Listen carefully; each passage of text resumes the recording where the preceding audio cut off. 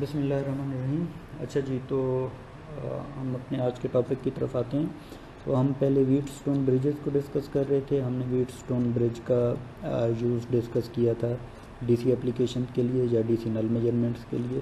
Similarly we have discussed the some designed the Wheatstone bridge which can be utilized for the AC measurement or AC null measurements। तो उसके लिए भी हमने design देखे थे, इसके लिए भी देखे थे। जो AC वाला था उसमें हमने कुछ डेसिपेशन फैक्टर्स कैसे फाइंड आउट होता है, या अगर हमें CX की वैल्यू को चेंज करना है या कैलिब्रेट करना है रादर, तो किन पैरामीटर्स को हमें स्विच करना चाहिए, that will depend upon the design of that particular Wheatstone bridge. तो हमने कुछ फार्मूलाज उनके डिस्कस किए थे। तो आज हम बेसिकली केल्विन ब्रिज को डिस्कस करेंगे कि ये किस तरह से यूटिलाइज हो सकती है, क्या इसके एप्लीकेशन हैं और इसके मैथमेटिकल स्टेप्स क्या हैं, किस तरह से हम इसका रिलेशन फाइंड आउट कर सकते हैं इसमें जो रजिस्टर्स यूज़ हो रहे हैं। तो ये जो केल्विन ब्रिज है ये पर्टिकुलरली हम DC मेजरमेंट के लिए इसको स्टडी करेंगे, AC तक इसको एक्सटेंड नहीं करेंगे। So this is from the same book, लेकिन अब हम इसके वापस चैप्टर 4 के ऊपर आ गए हैं, बिकॉज वी हैव डिस्कस्ड कि हम व्हीटस्टोन ब्रिज चैप्टर 4 से कवर करेंगे फॉर DC नल मेजरमेंट और चैप्टर 5 से कवर करेंगे for the AC null measurement, और उसके बाद हम वापस चैप्टर 4 के ऊपर आएंगे और वहाँ से हम केल्विन ब्रिज के टॉपिक को डिस्कस करेंगे।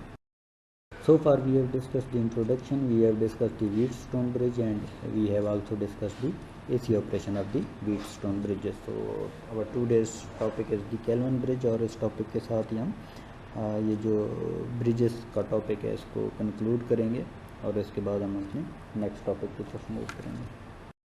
Okay, so now we come to our main topic, that is the Kelvin bridge. It is from the same book which we are using. This is chapter 4 from Instrumentation and Measurement, second edition, Robert B. North. So the Kelvin bridge is a specialized circuit used to measure very low resistances such as ammeter, shunts and motor armatures. जो Wheatstone bridge थी उसका काम भी resistance measurement के लिए था। उसकी जो रेंज थी वो 1 ओम से 10⁻⁶ ओम थी। जो केल्विन ब्रिज है इसका यूज़ भी रेजिस्टेंसेस मेजर करने के लिए, लेकिन लो रेजिस्टेंस, इवन 1 ओम से कम की जो रेजिस्टेंसेस हैं। और ये कौन सी हो सकती हैं, जैसे अगर मैं एम मीटर की बात करूं तो एम मीटर में जैसे हमने डिस्कस किया था कि जब हम रेंज इंक्रीज़ करते हैं किसी DC मीटर की कि वो ज़्यादा करंट मेजर कर पाए, तो हम उसके पैरेलल में एक स्मॉल वैल्यू का रजिस्टर लगाते हैं और उनकी जो वैल्यूज़ हमने कैलकुलेट की थी वो फ्रैक्शन ऑफ ओम्स में आती हैं। तो इतनी स्मॉल वैल्यू को मेजर करने के लिए, एक्यूरेटली मेजर करने के लिए हम केल्विन ब्रिज को यूज़ करते हैं। सिमिलरली जो मोटर्स में आर्मेचर वाइंडिंग होती है उसकी जो रेजिस्टेंस है उसको मेजर करने के लिए भी केल्विन ब्रिज को यूज़ किया जाता है। सो the basic circuit for a kelvin bridge is shown in figure 4.4। ये नेक्स्ट स्लाइड के ऊपर आएगी आपके पास। Note that this bridge differs from the Wheatstone bridge by having 4 resistors in the right half circuit। इसके 2 half तकरीबन बनते हैं और इस ब्रिज का जो आर्किटेक्चर है वो काफ़ी डिफरेंट है व्हीटस्टोन ब्रिज के आर्किटेक्चर से, जो नेक्स्ट स्लाइड के ऊपर आप देख भी सकते हैं। To drive the condition for null it is noted that at null VK should be equal to VP। अब ये जो VK और VP हैं ये 2 पॉइंट्स हैं जो कि नल मीटर के अक्रॉस आ रहे हैं। तो नल मीटर के अक्रॉस अगर सेम वोल्टेज होगा तो तब ही जो डिफ्लेक्शन है वो 0 होगी। तो VK should be equal to VP and VK can be written by the voltage divider expression. और उस डिवाइडर एक्सप्रेशन में हमने क्या लिखा है, that VK is equal to VS into R2 divided by R1 plus R2, because ये एक potentiometer type चीज़ है। अगर मैं देखूं तो R2 जो है वो ग्राउंड के साथ अटैच है और जो R1 है वो अटैच, एक उसका जो एंड है वो अटैच है R2 के साथ और दूसरा एंड अटैच है सप्लाई के साथ। तो अगर इस बीच वाले पॉइंट के ऊपर के पॉइंट के ऊपर अगर हम वैल्यू फाइंड आउट करना चाह रहे हैं तो सिंपली वोल्टेज डिवाइडर होगा या voltage across R2, that would be VK। So VK is VS total voltage multiplied with R2 divided by R1 plus R2, वही हमने रूल अप्लाई किया। सो VK का एक्सप्रेशन तो सिंपली हमारे पास आ गया, that it is equal to VS into R2 divided by R1 plus R2। But VP जो दूसरा पॉइंट है उसके ऊपर जो वोल्टेज होगा वो होगा VM अब आप एक्सप्रेशन से देख सकते हैं, या ये इक्वेशन आप लिख लें, नेक्स्ट स्लाइड के ऊपर जब जाएंगे तो वहाँ पे आपको क्लियर होगा कि एंड पॉइंट कौन सा है। V M plus V M P, इन दो वोल्टेजेस को अगर ऐड किया जाए, V M plus V M P, that should be equal to V P. और वी एम और वी एम पी के क्या रिलेशंस लिखे हुए हैं, अभी हम इन्हीं को एज इट इज़ लिख देते हैं और फिर नेक्स्ट स्लाइड पे जाके इनको वेरीफाई कर लेंगे। So V M P is equal to I A B R B plus the expression for Vm is written as Ix Rx. This is the expression which is given to us. So this is the figure which we were talking about. This is the Vk अगर हम देखें तो R2 जो है वो ground के साथ attach है और R1 जो है वो सप्लाई के साथ अटैच है। So the voltage at K point would be R2 divided by R1 plus R2 multiplied with Vs. Similarly for Vp point हमने यहाँ पे वोल्टेज फाइंड आउट करना है, तो इस पॉइंट के ऊपर जो वोल्टेज होगा प्लस इस रजिस्टर में जो वोल्टेज ड्रॉप आ रहा है वो इस पॉइंट के ऊपर वोल्टेज होना चाहिए। Voltage at this point should be equal to voltage drop in this resistor plus voltage drop in this resistor, so that I have written down I A B multiplied with R B plus I X multiplied with R X, it was equal to V P. So the picture should be clear to you. अब अगर मैं इसी picture को देखते हुए एक expression लिखता हूँ, I say that I A B into R A plus R B, इसका मतलब है मैं कह रहा हूँ total voltage drop in this section I A B into R A plus R B, it should be equal to I X, ये जो total current आ रहा था I X minus I A B, जो I X minus I A B का मतलब है जो करंट इसमें से फ्लो हो रहा है। So I X minus I A B multiplied with R Y, ये दोनों इक्वल होने चाहिए बिकॉज वोल्टेज ड्रॉप जो इस सेक्शन में है दोनों पैरेलल में है, तो वोल्टेज ड्रॉप इस सेक्शन के इक्वल होना चाहिए। तो मैं ये इक्वेशन दोबारा बोल रहा हूँ, this is I A B into R A plus R B, it should be equal to I X minus I A B into R Y, इसके इक्वल होनी चाहिए। अब अगर मैं आई ए बी को आई एक्स की फॉर्म में लिखना चाहूँ तो मैं आई ए बी की टर्म एक साइड के ऊपर ले जाऊँगा और आई एक्स की टर्म दूसरी साइड पे। So I A B into R A plus R B plus R Y, it should be equal to I X multiplied with R Y, और I can say that I A B should be equal to I X R Y divided by R A plus R B plus R Y. मैं यहाँ पे देख सकता हूँ वही आई A B का expression यहाँ पे लिखा हुआ है। तो ये एक्सप्रेशन किस तरह से आया है कि हमने वोल्टेज ड्रॉप्स को आपस में कंपेयर किया है। अगर उन दोनों वोल्टेज ड्रॉप्स को हम कंपेयर करें तो we can come to the conclusion के ये रिजल्ट आना चाहिए। अच्छा, अब जो आई एक्स है इसकी क्या वैल्यू होगी, अगर आप पिछली फिगर देखें तो वहाँ पे R3 है, उसके बाद R A plus R B, ये दोनों पैरेलल हैं आर वाई के, और उसके बाद आर एक्स है। तो हमने क्या किया है, V S divided by total impedance is R3, this is in series with R X, so that is I written R3 plus R X. बाकी क्या चीज़ थी हमारे पास, आर वाई था in parallel with R A plus R B, तो उनका parallel combination हमने यहाँ पे लिखा है R Y into R A plus R B divided by, ये मैंने किया Z B divided bye Z A plus Z B, that R A plus R B plus R Y. So this should be the expression for I of x.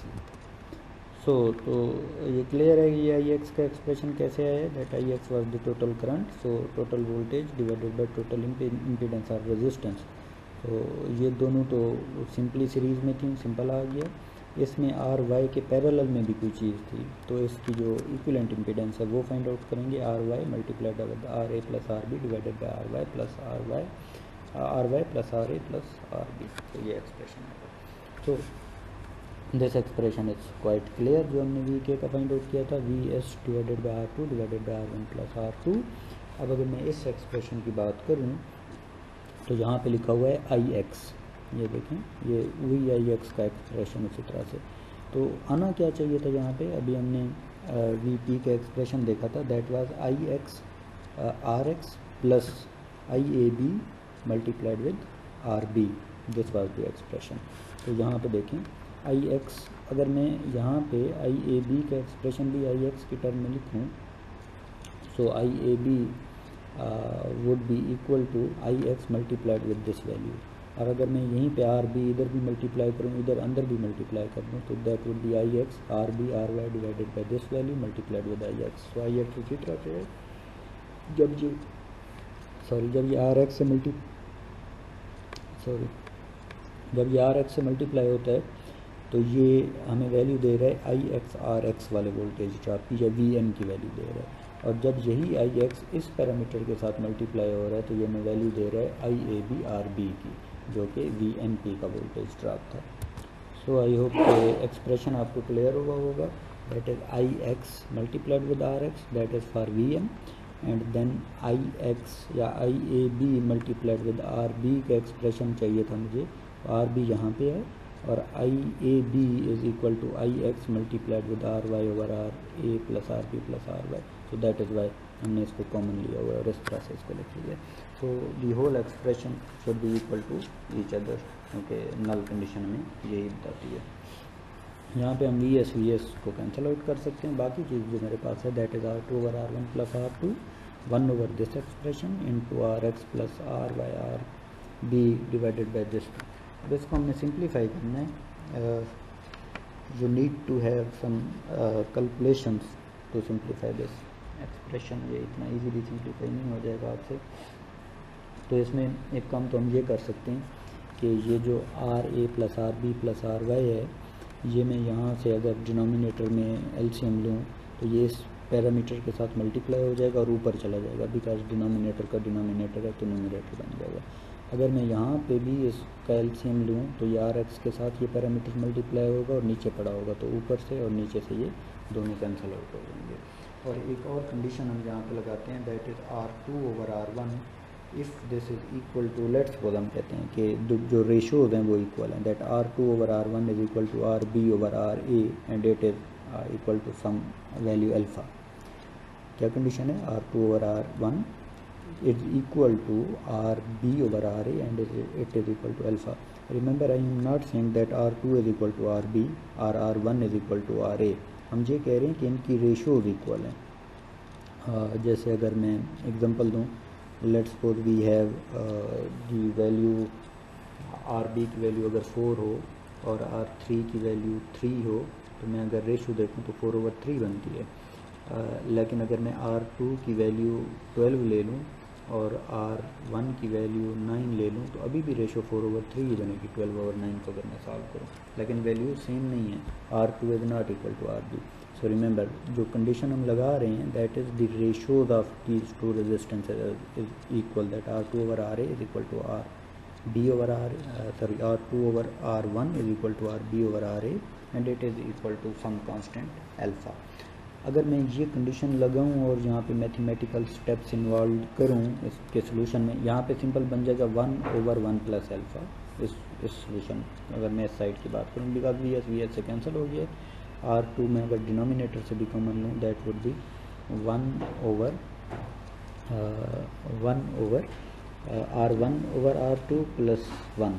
तो R1 over R2 is alpha, sorry मैंने पहले पूरा शायद नहीं बोला था, R1 over R2 is alpha and RA over RB is alpha. So R1 over R2 should be equal to RA over RB and it is equal to some constant alpha. तो ये बन जाएगा 1/1 plus alpha and here we need some तो अगर हमारे पास ये scenario हो कि RA over RB is equal to R1 over R2 is equal to alpha और हम उस इक्वेशन को सॉल्व करें जो अभी मैंने आपको दिखाई है, तो according to this R X would be equal to R3 over alpha, और अल्फ़ा की वैल्यू अगर पुट करते हैं तो R X would be equal to R3 R2 divided by R1। यहाँ पर देखें आर वाई की जो वैल्यू है वो कहीं पे भी नहीं है, इसका मतलब है आर वाई इस मैनिपुलेशन में ड्रॉप आउट हो जाता है। मैं ये मैनिपुलेशन थोड़ी सी आपके साथ डिस्कस करता हूँ, मैं ये बोलता जाऊँगा और आप कोशिश करें कि लिख लें कि ये किस तरह से परफॉर्म होती। So what we have 1 over, ये मैं अभी राइट हैंड साइड की बात कर रहा हूँ जो हमारे पास चीज़ बच गई थी, that was 1 over R3 plus RX plus, अब ये A ओवर B टाइप की फॉर्म है, RY into RA plus RB divided by RA plus RB plus RY। ये वही उसी एक्सप्रेशन से आप देख सकते हैं, मैं उसी को बोल रहा हूँ जो पिछली स्लाइड पे लिखा हुआ है, मल्टीप्लाइड विद ये अब न्यूमरेटर में जो टर्म आ रही है that is R X plus R B R Y divided by R A plus R B plus R Y. अगर मैं दोनों में से एलसीएम लूँ R A plus R B plus R Y को, तो ये कैंसिल आउट हो जाएगा। जो चीज़ मेरे पास बच जाएगी मल्टीप्लिकेशंस के बाद that is R X R A plus R X R B plus R X R Y plus R B R Y divided by R X plus R Y into R A plus R B plus R Y plus R Y into R A plus R B. अच्छा जी, अब यहाँ पे हमने ये किया, अब ये it should be equal to 1 over A plus 1, क्यों ए प्लस 1 कहाँ से आया है that R two divided by R one plus R two, उसको जब सॉल्व किया तो एक्सप्रेशन आया था 1 ओवर ए प्लस 1। तो 1 ओवर ए प्लस 1, अब ये जो न्यूमरेटर है सारे में से आर बी कॉमन लें और डिनोमिनेटर में से भी सारे में से आर बी कॉमन लें, तो एक्सप्रेशन वुड बी, और R A over R B को ए के इक्वल पुट करें। क्या करना है आपने कि न्यूमरेटर में से भी आर बी हर एक टर्म से कॉमन लेना है, डिनोमिनेटर में से भी आर बी हर एक टर्म से कॉमन लेना है, और जहाँ पे भी R A over R B की टर्म बन रही है उसको अल्फ़ा के इक्वल पुट करना है। So what is the expression, total expression now it would be 1 over alpha plus 1, it should be equal to alpha rx plus rx ry over rb plus ry divided by rx plus r3 into alpha plus 1 plus ry over rb bracket close plus ry into alpha plus 1. So this would be the expression. अब अगर मैं इनको ए की expression लिखना चाहूँ 1 over alpha plus 1 को multiply करता हूँ इसके न्यूमरेटर के साथ, तो expression would be alpha plus 1 into A R X plus R X R Y over R B plus R Y, it should be equal to R 3 plus R X into alpha plus 1 plus R Y over R B bracket close plus R Y into alpha plus 1. So now the expression would be alpha plus 1 into R X, अब ये जो alpha plus 1 है ये मैंने common लिया है, are X को common ले लिया, तो इंटू अल्फ़ा प्लस 1 आ जाएगा आर एक्स के साथ जो मल्टीप्लाई होगी चीज़, plus R X R Y over R B plus R Y, it should be equal to alpha plus 1 R X R Y over R B plus alpha plus 1 into R 3. So this is the expression which we have at that point, plus R 3 R Y over R B, ये अभी रहता है क्योंकि हमने यहाँ पे open किया R 3 को, plus R Y into alpha plus 1. So now again इसमें से ये जो alpha plus 1 into R Y है ये दोनों साइड्स के ऊपर है तो कैंसिल आउट हो जाएगा. So what I have alpha plus 1 into R X into alpha plus 1 plus R X R Y over R B, it should be equal to r3 plus rx into alpha plus 1 plus ry over rb. तो this should be expression. Left hand side अगर आप देखें तो यहाँ पे आपको rx common मिलेगा कि हम इसमें से rx को कॉमन भी ले सकते हैं. so what I write down, I write that alpha plus 1 rx ये सारा कॉमन आ गया into alpha plus 1 plus rx ry over ry over rb because rx भी कॉमन हुआ था. so what is the final expression, alpha plus 1 multiplied with rx multiplied with बड़ा bracket लगाना है आपने, alpha plus 1 plus R Y over R B, it should be equal to r3 plus R X into alpha plus 1 plus R B over R Y. तो आप देख सकते हैं दोनों साइड्स के ऊपर alpha plus 1 plus R B over R Y over R B ये common है तो ये कैंसिल आउट हो जाएगा.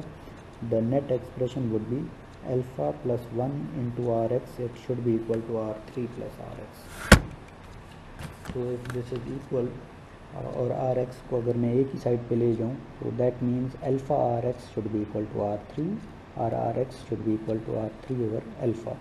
सो और अल्फ़ा की जो वैल्यू है that is r1 over r2, और क्योंकि ये डिनोमिनेटर में पड़ा हुआ है तो 1 ओवर अल्फ़ा है और 1 over alpha would be r2 over r1. So rx is equal to r3 multiplied with r2 divided by r1. So by using this expression we have find out the value of rx which is in terms of r3, r2 and r1. जैसे हमने वहाँ पे देखा था कि हम x को find out करते थे np और n की टर्म्स में, तो यहाँ पे भी ऑलमोस्ट उसी तरह का एक की एक अरेंजमेंट बनी है हमारे पास, उसी तरह का एक एक्सप्रेशन है। So generally the resistances in the Kelvin bridge are relatively small, so the battery और DC working voltage source VS must be able to source considerable current, क्योंकि नॉर्मली हमने देखा है, हमने अभी डिस्कस किया था कि जो एमीटर के पैरेलल में रेजिस्टेंस आती है जो कि फ्रैक्शन और ओम्स में होती है, हम उनको मेजर करना चाहते हैं केल्विन ब्रिज में। सो दैट मीन्स कि जो बैटरी हम लगा रहे हैं उसका वर्किंग वोल्टेज इतना हो कि वो considerable amount of current flow करा सके, ताकि जो वोल्टेज ड्रॉप्स हैं वो कंसीडरेबल हों हमारे पास। अब practical version is shown in figure 4.5, next slide के ऊपर आएगा। Note that the low resistance R3 is set by a tap switch and 0.001 ohm resistors। ये जो R3 की वैल्यू है इसको हम स्विच कर सकते हैं, डिफरेंट वैल्यूज दे सकते हैं। With interpolation resistance delta R3 being given by a sliding contact on a Magnanin bar resistor, the delta R3 resistance is proportional to the tap position along the bar। ये भी discussion हो रही है, ये figure 4.5 के वाले figure है। अगर मैं इस डिज़ाइन को देखूं तो क्लियरली हम देख सकते हैं कि VS को कनेक्ट होना चाहिए था with zero impedance to R1, but practically we can add some resistance to R1 की वैल्यू बेसिकली चेंज हो जाएगी, क्योंकि ये सीरीज़ में कुछ रजिस्टर्स ऐड हो जाएंगे। अगर मैं इसको यहाँ पे लगाऊंगा तो इसका मतलब है अब R1 के साथ कोई रजिस्टर ऐड नहीं हुआ और ये सिंपली उसी तरह से किया है। लेकिन अगर मैं इसको किसी और पॉइंट के ऊपर अटैच करता हूँ तो that means I am adding some resistance to R1, तो R1 की वैल्यू को हम चेंज कर रहे हैं। RA RB इसी तरह से हैं, और RA के साथ ये जो मैग्नेनियन बार है जिसको हम मूव कर सकते हैं और इस कॉन्टैक्ट को किसी और लोकेशन पे अटैच कर सकते हैं, दैट इज़ एडिंग दैट मैग्नेनियन बार। और जिस भी पॉइंट के साथ हम इसको लगाएंगे, ये जो बीच में जिस पॉइंट के साथ हमने इसको लगाया है, बाकी जो रजिस्टर्स नीचे की तरफ आ रहे हैं those are making R3। So the basic thing is that the arrangement of that Kelvin bar, जो कि प्रैक्टिकली जो सर्किट यूज होता है, that can be different from the one which we have discussed, जिसके लिए हमने वैल्यूज फाइंड आउट की हैं। तो एक्सप्रेशन वैलिड होंगे, just the difference would be के वहाँ पे R1 का मतलब सिर्फ ये R1 था, लेकिन इस अरेंजमेंट में it would be the total resistance which is coming from the VS up till that point, हम इस सारे को R1 कह रहे होंगे। सिमिलरली R3 का मतलब VS से R3 था, लेकिन अब हम ये कह रहे हैं कि इस कॉन्टैक्ट पॉइंट से जो बाकी रजिस्टर्स रह गए हैं दोज आर दी R3। तो इस तरह से इसकी थोड़ी सी मैनिपुलेशन है which we have to cater. लेकिन जहाँ तक मैथमेटिकल एक्सप्रेशंस की बात है, तो जो पहली फिगर हमने केल्विन ब्रिज की देखी थी, that is sufficient as far as if we want to use that system. So that was all about for today's lecture. If you have any questions, please contact with me on Canvas. Thank you.